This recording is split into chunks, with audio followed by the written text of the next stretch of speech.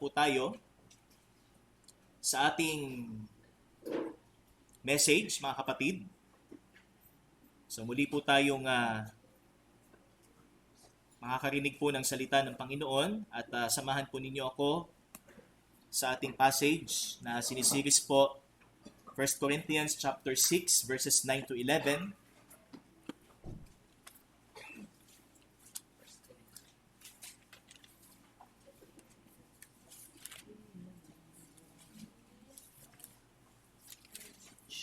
First Corinthians chapter 6 verses 9 to 11 and basahin din po natin ang Ephesians 4:29. So isa pa mga talata. Okay. Sige po, tayo po sandaling magsitayo para po sa pagbasa ng salita po ng Panginoon. So 1 Corinthians 6, 9 to 11 and Ephesians chapter 4 verse 29. So, pwede po nating iipit yung ating mga daliri. Ano po? Para masundan po natin agad yung isa pang babasahin. Or do you not know that the unrighteous will not inherit the kingdom of God? Do not be deceived. Neither the sexually immoral, nor idolaters, nor adulterers, nor men who practice homosexuality, nor thieves, nor the greedy, nor drunkards, nor revilers, nor swindlers will inherit the kingdom of God. And such were some of you, but you were washed, you were sanctified, you were justified in the name of the Lord Jesus Christ and by the Spirit of our God. Ephesians 4 verse 29, let no corrupting talk come out of your mouths, but only such as is good for building up, as fits the occasion, that it may give grace to those who hear. Sa Diyos po ang kapurihan. Tayo po ay manalangin. Panginoon, salamat po muli sa umagang ito na kami po ay makakarinig ng inyo pong salita, na patuloy kaming mabago sa inyo pong sa inyo pong kalooban, Panginoon, na conform, Panginoon, sa inyo pong standard ng pamumuhay bilang inyo pong mga anak. Na kami po ay maging sensitive, Panginoon, sa pamumuhay na ito. Kaya tulungan niyo po kami sa inyo pong kaloobang patuloy naming maisagawa ang lahat ng aming pong mapapakinggan mula sa iyo pong salita at patuloy kaming maging humble, Panginoon, sa lahat ng ituturo po ninyo sa amin. At ang tagapagsalita na inyo pong gagamitin ay gamitin nyo lamang na instrumento at itago po ninyo sa likod ng inyo pong kabanalan. Inyo pong nalalaman, Panginoon, ang aking isipan, ang aking motibo ay patuloy po, Ama, na ikaw po ang humawak, Panginoon, at ang kalooban po ninyo at ang karangalan po ninyo ang siyang maitaas ng inyo pong gagamiting tagapagsalita at maging sa aming pagsunod sa inyo pong salita, Panginoon. Ito po ang aming dalangin sa pangalan ng iyong anak na si Jesus. Amen at amen. Sa Diyos po ang kapalit, tayo po mga kaupo na mga kapatid. So muli po ang ating mensahe ay isang panawagan sa atin na tayo po ay mabuhay ayon po sa pamantayan ng Panginoon at ang ating pong objective ho dito po sa ating mensahe is tayo po ay paalalahanan sa ating spiritual na buhay kay Kristo bilang buhay para sa katuwiran. So a life meant for righteousness, and that is the spiritual life that we have in Christ. So we were saved. Ano po? Tayo po ay diligtas mula sa kamatayang espiritual. Remember that. Na tayo po ay patay sa espiritu. So not necessarily mean na pag sinabi nating patay sa espiritu ay as in lifeless na walang response. Ano po? Kundi tayo po ay hiwalay mula sa Panginoon. So tayo po ay separated because of sin o dahil po sa kasalanan. And last time po ang tinakal po natin is about the guidelines kung ano ba ang sinasabi ng Bible about drunkenness or not necessarily yung mismong kasalanan because obviously na ito po ay hindi tama sa buhay ng isang Kristiyano, but even to the potential na tayo po ay maging isang drunkard, and that is drinking alcohol. So remember the guidelines, verse from number 1 is today's wine the same as that in the Bible times. So nakita po natin na hindi po magkaparehas ang alak po na sinasabi po sa Biblia at ang alak po na meron po tayo sa panahong ito. And then, is it necessary? Of course not, because drinking wine is only allowed in the Bible times due to lack of clean water source. So, not necessarily mean po, pag sinabi po nating wala namang sinabi sa Biblia na bawal uminom, ang bawal lang ay maglasing. Pero hindi po ibig sabihin ng Biblia na hindi siya nagbabawal ay pwede. Ang sinasabi po dito is, depende po sa sitwasyon nung unang panahon. So, kasi nung panahon na yon, walang malinis na tubig, kaya ginagamit po na antiseptic ang alak para pamatay mikrobyo doon sa tubig para mas angkop siyang inumin. Kasi nga, pag ininom siya agad, so pwede kang magkaroon ng iba't ibang karamdaman. So pwedeng diarrhea, pwedeng cholera. Okay? So yan yung mga usual na waterborne diseases na pwede nating makuha, especially nung panahon na yon. Number 3, is it the best choice? Of course not. Ano po? As God sets His standard for us, especially His own people, we should select things that will not compromise our calling. So, hindi ang pinakatamang pagpili ay ang bagay na hindi tayo sigurado kahit sinasabi ng Biblia, kahit walang sinasabi ang Biblia. Okay? So, sabi po dito, ang mas piliin natin ay ang bagay na according sa pagkatawag po natin, hindi tayo tiyak na ito ay makasisira ng ating patotoo. Number 4, is it habit forming? Of course, but in a harmful and addictive way. So, mapanganib at nakaka-build ng bisyo, ng kasanayan sa isang tao po ang potential po na ito sa ating pag-inom. Ano po? So, in a harmful and addictive way. Kasi nga, narinig po natin last time na karamihan po sa mga crimes, aksidente, ay dahil po sa pag-inom ng alak o pag-inom ng alcohol. And also, yung tinatawag po nating psychiatric.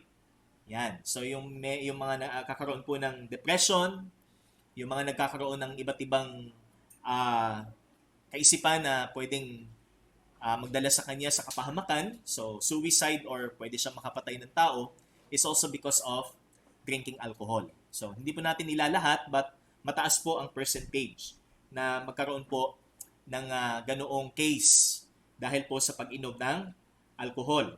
Is it potentially destructive? Yes, especially in personal, mental, emotional, and social areas.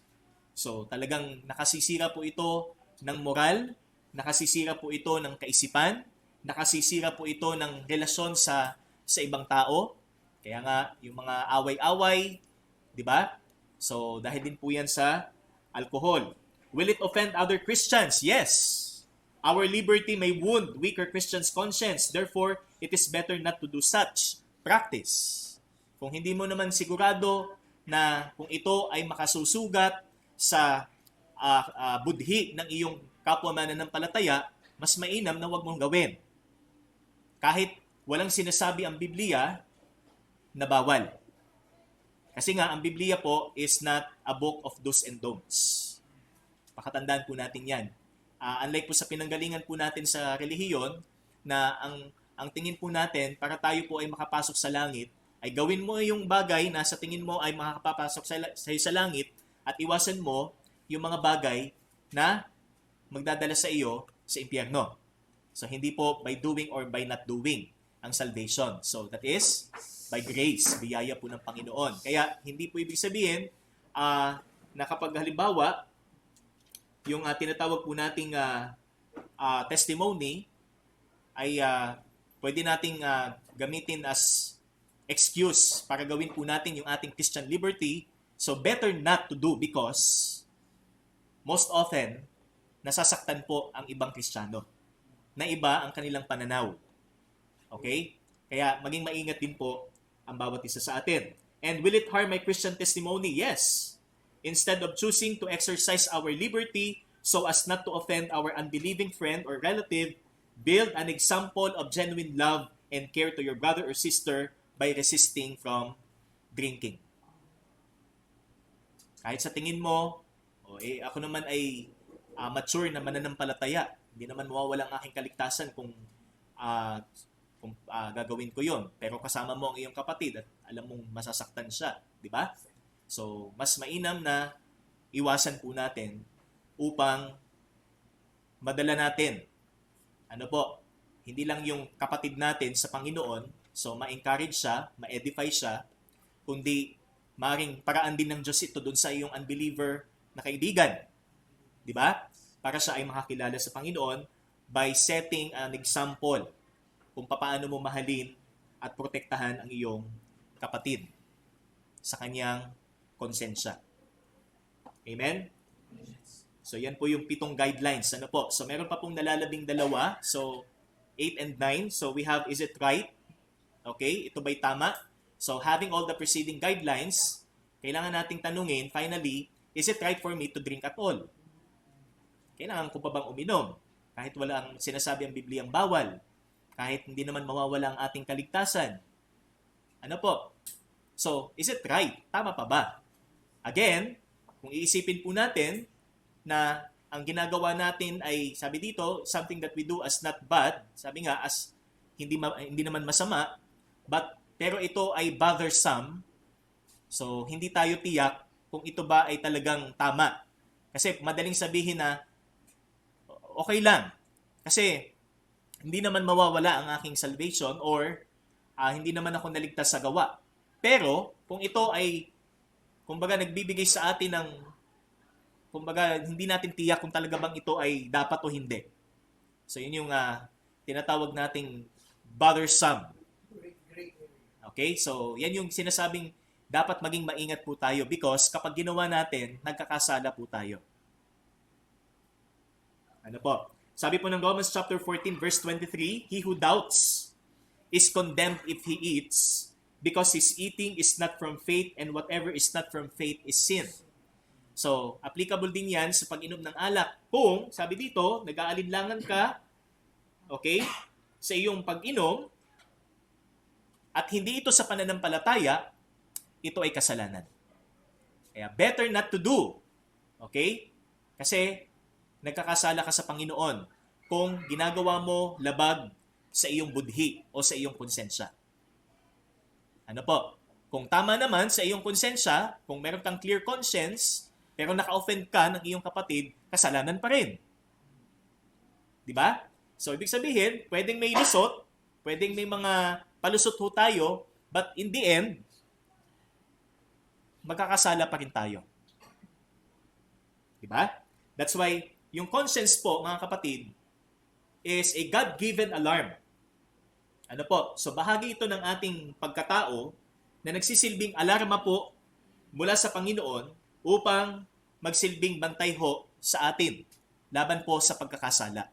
So, it is a God-given alarm to guard against sin and to continually go against it is to cause it to become seared. Okay? Sabi po dun sa 1 Timothy chapter 4 verse 2 na tinutukoy po dito yung mga false teachers. Ano pong kanilang conscience? Dead. Patay. Kagaya ng sabi doon, seared with the branding iron. Okay? Na pag sinabi nating seared is tinusta. Natusta na. Ano po? Nasunog na ang kanilang konsensya. As in, wala silang conscience. So, ganun din po yung magiging state ng ating buhay kung patuloy nating nilalabag ang konsensya natin. Okay? Kaya, isipin natin mabuti bago natin gawin. Hindi basta gawa agad. Kahit sa tingin natin tama. Mga kapatid. Kaya, yun nga ang ating theme, that living righteously in Christ, is talagang hindi siya biro-biro. Hindi siya madali. Na agad sasabihin natin, tama naman to eh. Tama. Pwedeng tama. Pero pwede ring hindi. Kasi ito yung bahagi ng Biblia na silent or gray area, and kung titingnan po natin yung mga gabay, yung mga guidelines, makikita natin that mas malaki yung tendency ho na magkasala. Okay? Mas malaki yung tendency na tayo po'y magkasala. That's why, ang tanong po dyan is it right? Yan. So sa standard po ng Diyos, alam natin na ito ay hindi. Kung ito naman ay magiging daan para sa ating pagkakasala o sa pagkakasala ng ating kapatid o sa pagkasira ng ating testimony, so better not. to do. Okay? Therefore, hindi po siya tama para sa atin. And number 9, so yung ating last guideline, is God glorified when I drink alcohol? So, naluluwalhati ba ang Diyos? Yamang ito ay hindi tama. Maluluwalhati ba ang Diyos kapag ako'y uminom? So, to wrap this up, since we know that our lives are meant for the glory of God, does drinking alcohol glorify God? So, ito yung pinaka-dapat na final na tanong po natin dyan. Since na ang buhay ko ngayon ay para sa Panginoon na at hindi ko na pag-aari ang aking katawan at ang aking sarili, dapat ko pa bang gawin? At ito ba ay kalugod-lugod sa Diyos kung gagawin ko pa? Ano po? Kaya yun yung bagay na isa pa dapat nating tingnan. So, sabi po sa 1 Corinthians 6, baba po tayo ng kaunti sa passage po natin. From verse 15 to verse 20, tingnan po natin. Bagamat ang context po dito is about sexual immorality, pero dahil kasalanan po ito, sabi dito, kailangan po tayo maging firm pagdating po dito. So, sabi po dito, do you not know that your bodies are members of Christ? Shall I then take the members of Christ and make them members of a prostitute? Never. Or do you not know that he who is joined to a prostitute becomes one body with her? For as it is written, the two will become one flesh. But he who is joined to the Lord becomes one spirit with him. So, halimbawa, kapag tayo po ay na-involve sa sexual immorality at i-apply po natin ang principle ng Biblia na ang dalawa ay magiging iisa. So, nasaan na tayo? Saan tayo mapapabilang? Di ba? Hindi ho maaari na pagsamahin po ang kadiliman at ang kaliwanagan. Mga kapatid, remember that. Hindi pwedeng makipag-fellowship ang kadiliman o ang kaliwanagan sa kadiliman. Hindi ho pwedeng magsama, sabi doon, si Kristo at si Belial. Di ba? So, ang tinutukoy po doon is mananampalataya at hindi mananampalataya. Sa atin, how come na tayo po ay bahagi ng katawan ni Kristo, pero mag-involve tayo doon sa hindi naman natin kabahagi? Kaya sabi po dito, but he who is joined to the Lord becomes one spirit with him. Otherwise, hindi ka sa Panginoon. Hindi ka bahagi ng kanyang katawan. Kaya sabi po sa verse 18, flee from sexual immorality. Every other sin a person commits is outside the body, but the sexually immoral person sins against his own body, katawan. Tinutukoy dyan. Okay? Kaya sabi naman sa verse 19, or do you not know that your body is a temple of the Holy Spirit within you, whom you have from God? So, ang nananahan sa atin ay ang Santong Espiritu. Kaya, kung tatanungin natin, kalugod-lugod ba sa Diyos? We know that Holy Spirit is God. Right? And our body is the temple of the Holy Spirit, God the Holy Spirit. Kaya, is He glorified? Siya ba'y naluluwalhati? Kapag tayo ho ay gumawa ng isang bagay na alam natin pwedeng magbigay daan sa ating pagkakasala. And, kung itutuloy po natin, you are not your own, for you were bought with a price. So mga kapatid, may makikita ho natin ang kaliwanagan po na sinasabi ho dito, that we belong to God and our bodies were bought for a price. That is the precious blood of Christ. So why do you choose to use your body for drinking? Therefore, God is not glorified. So hindi siya maluluwalhati sa bahaging hindi tayo sigurado. Kaya mas mainam na hindi kaysa magkasala. Amen, mga kapatid? Yan po ang bottom line ng Bible. Mas mainam na hindi kaysa tayo ay magkasala. Kahit silent ang Bible, kahit walang sinabing Bibliang bawal, it is better not to stop or to, sabi nga, it is better not to do, okay, unless you sin. Kaysa magkasala tayo. Hindi natin sigurado na hindi tayo magkakasala. Kahit alam natin tama. Ano po, kahit i-exercise natin, hindi tayo sigurado na hindi tayo magkakasala. Kaya, yun po yung guide para po sa atin. Ano po, para ma-address po ang iba't ibang views pagdating po sa pag-inom ng alak or let's say kahit napakaliit ng alcohol content. Ano po? So pinakamaganda na ho'y tubig. Kulayan nyo na lang ho ng pula. Oh. Ano po? Lagyan nyo na lang food coloring. Ano po? Kung gusto natin sabi nga parang ano pa rin siya. 'Di ba? Pero still, ang sabi po ng Biblia, better not to do unless you sin. Ano po? Magkakasala po tayo. So, from that, tayo po ay papasok sa revilers. So, doon po sa isa pang katangian ng mga unrighteous men that will not inherit the kingdom of God.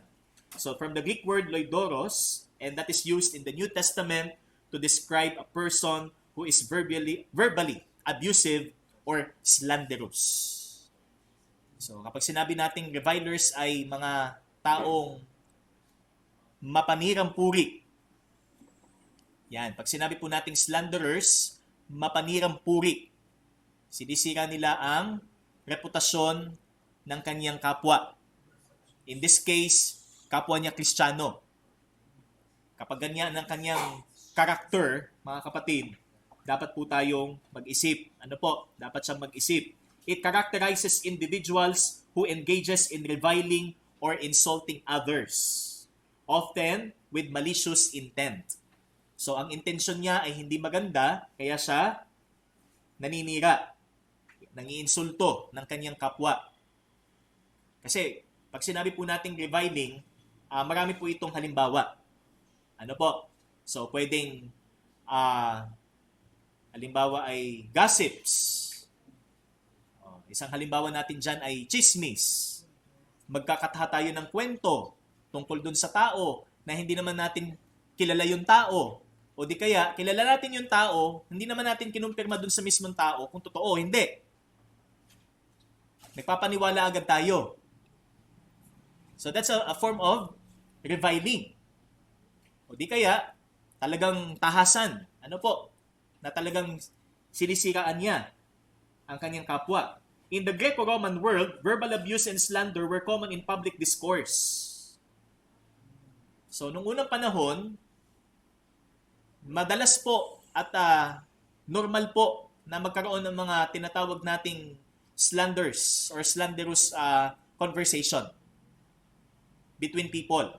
At ito'y nangyayari po sa legal settings, political arenas, and even personal disputes.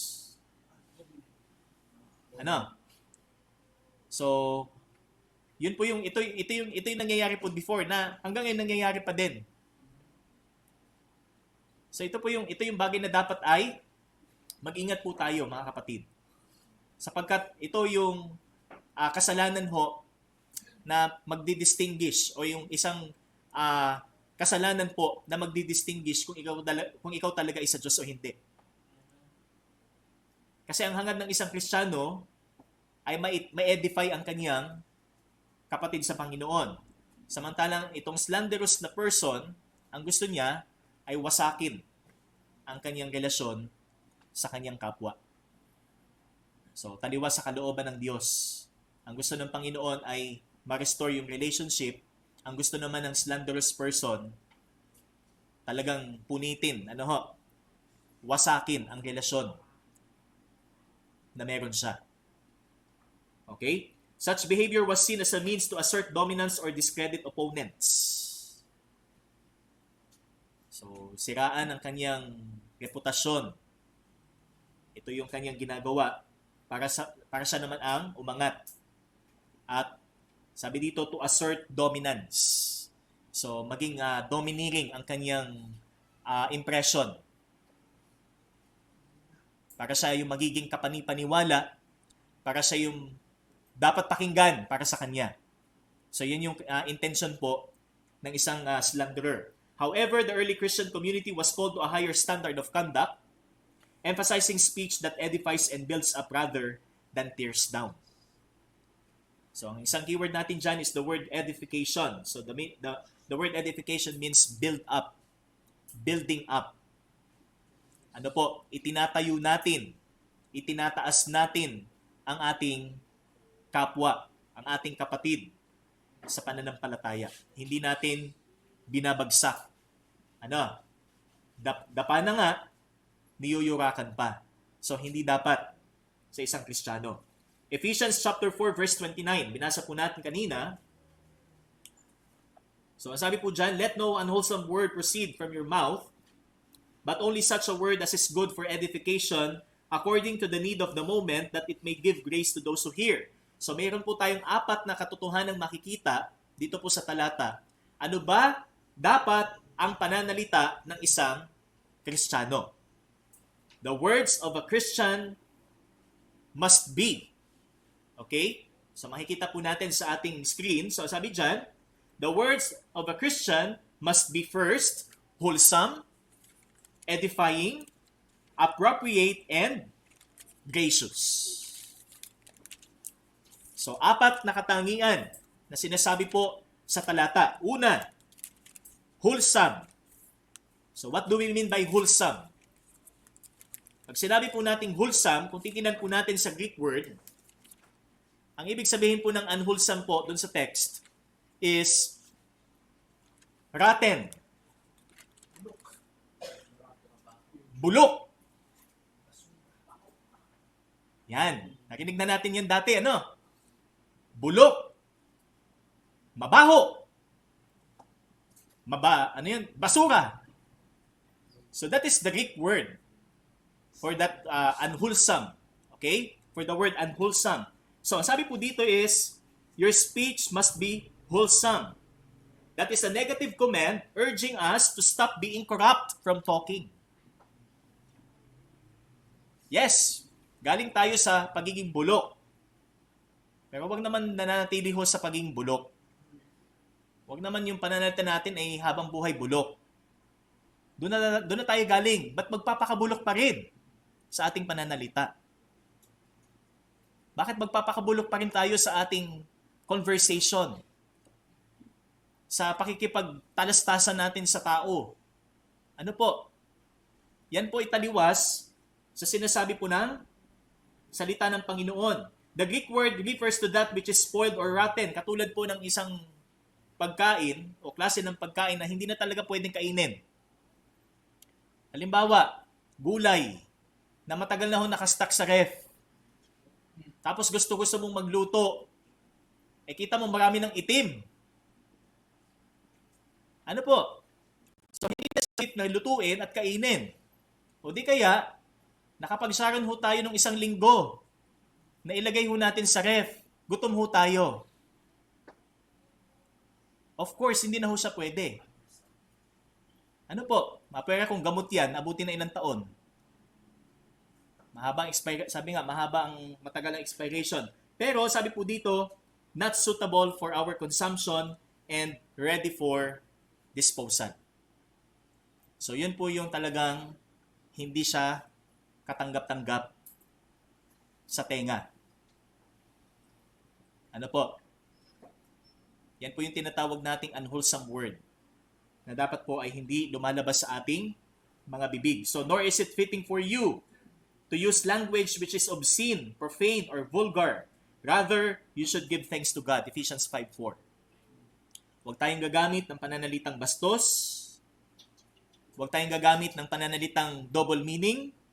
Huwag tayong gagamit ng pananalitang nakakasira ng reputasyon ng tao. So, mga masasamang salita. Actually, sa mga TV, narinig na yan. Ano po? So, yan, hindi sila aware. Normal lang sa kanila, pero sa atin, hindi dapat yan lumalabas sa ating bibig. So, pagka may mga pananalita sila because of intense emotion, doon sa tao na dahil sa sobrang galit niya, sinasabi niya na hindi siya tao.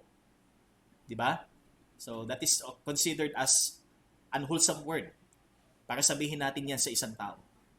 Kung sobrang sama ng taong ito, di ba? So, makakapagbitaw tayo ng salita, pero hindi dapat unwholesome word. Amen? So, it must be wholesome, brothers and sisters. So sana may filter ho ang ating pananalita. Alam natin yung salita na makakasira. Alam natin yung salita na mas dapat nating sabihin para dun sa tao. So that is the word unwholesome. Let not or let no unwholesome word. Next, it must be edifying. So your speech must also be edifying. Kaya sabi po dito, but only such a word as is good for edification. It calls us for a speech that is helpful, constructive, encouraging, instructive, and uplifting. So that is edification. It helps, it constructs, it encourages, it instructs, and it uplifts. Nakapagpapataas, hindi ng high blood or ng blood pressure. Ano po? Sana yung halimbawa ay pag tayo ay nag-uusap ay umabot ng 210 over 110 ang BP. Ano po? Sa sobrang sama ng sinasabi. So hindi po, sabi po dito is kinakailangan ito ay nakatutulong,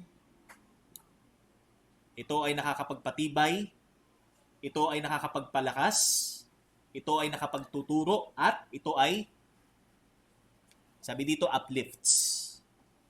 Hindi ka ibinababa. Sa halip ay itinataas. It must be corrective sometimes, but it should be done with the right spirit. So that is edification, necessary for edification.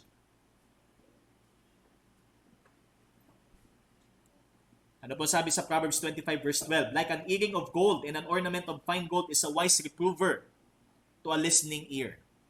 So a wise reprover is like an earring of gold. Katulad siya ng hikaw na ginto. Nasabi po diyan sa isang nakikinig.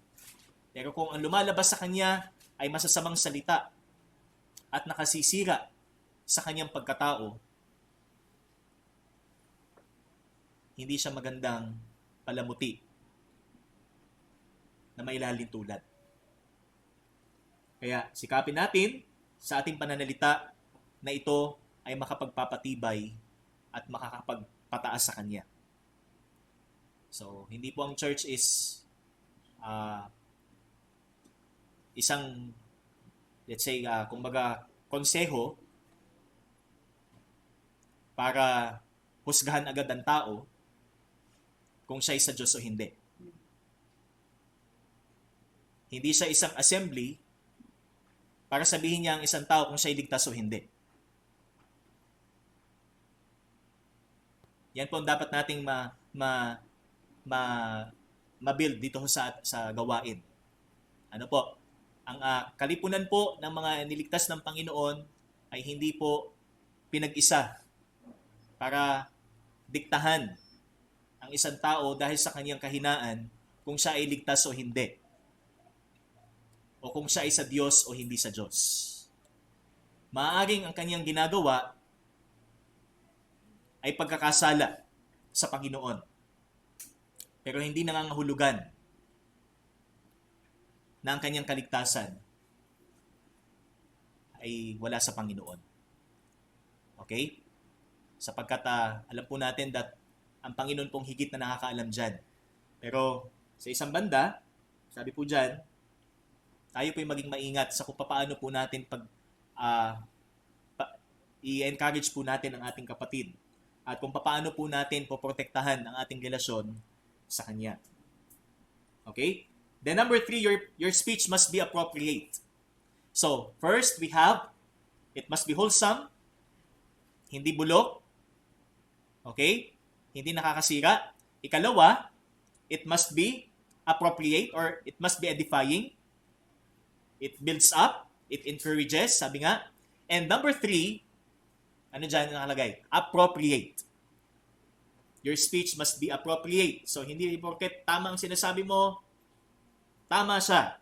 Because kung sinabi mo siya sa maling panahon at nagkasala ka sa iyong kapatid, ay yari.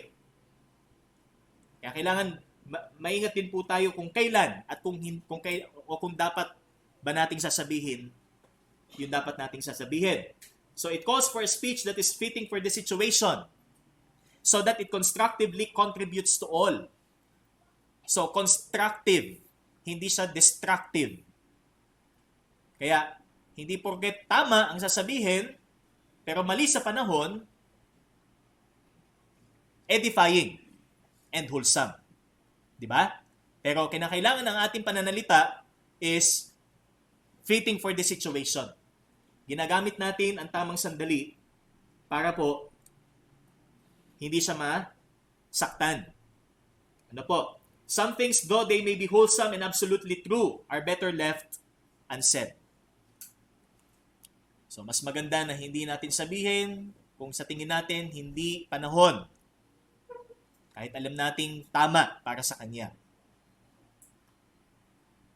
Sapagkat ang nakasalalay po dito ay ang ating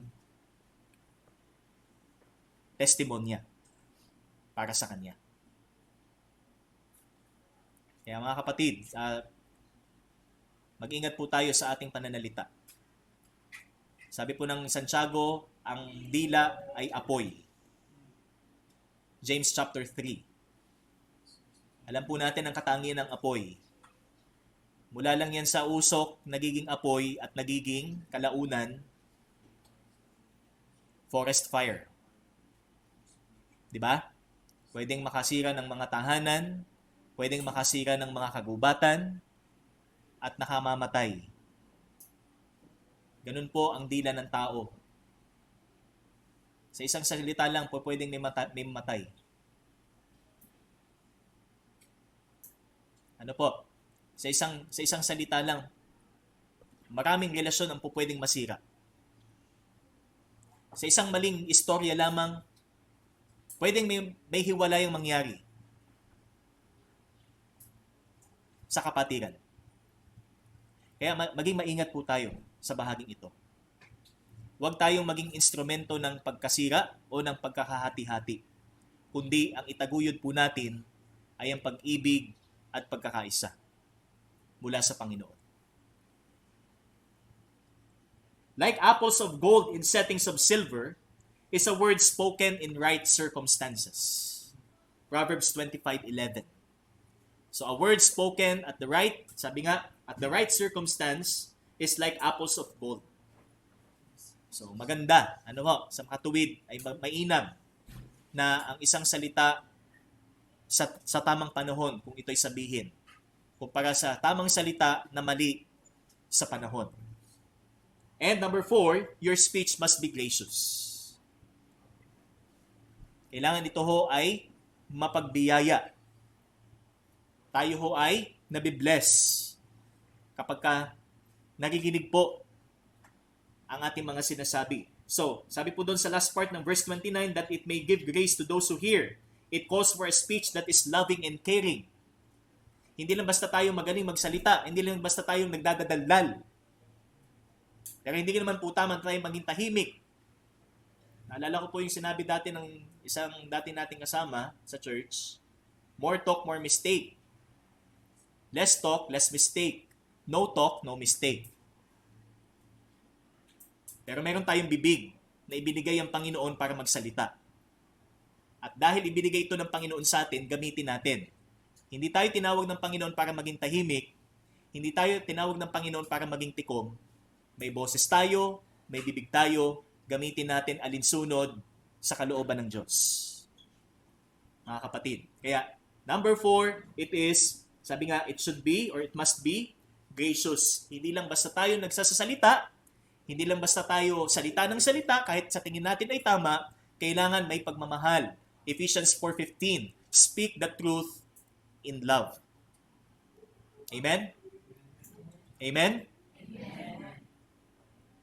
Mahal ba natin ang bawat isa? Amen. Dapat nagmamahalan kahit sa pananalita.